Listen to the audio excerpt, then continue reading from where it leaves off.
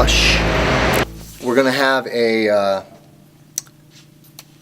Dead Air Mask HD 22 suppressor on a Tactical Solutions 22 rifle, and I'm kind of excited. This is part of my SBR silencer test. I'm having a conjugal visit with my suppressor where the Form 4 is still out awaiting approval, but I had to sign a waiver saying that if for whatever reason the suppressor the approval form for the suppressor is denied, that and I want my money back, I'll either get store credit for 75% of the value or 50% of the value cash back, simply because now it is a used item. Understandable.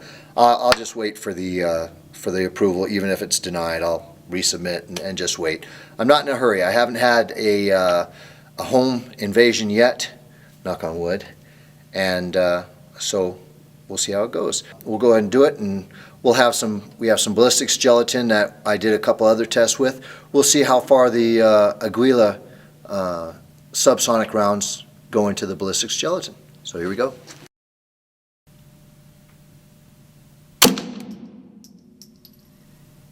Not bad.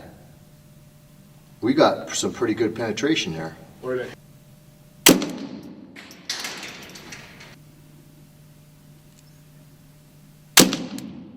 Right. Upper shot. Now, one thing I do want to test. You know, suppressors get hot, so this one is still cool to the touch. That was good. Man, when you're firing it, you can tell the gun is not making the noise. What's making the noise is the impact in the gelatin. Just absolutely phenomenal.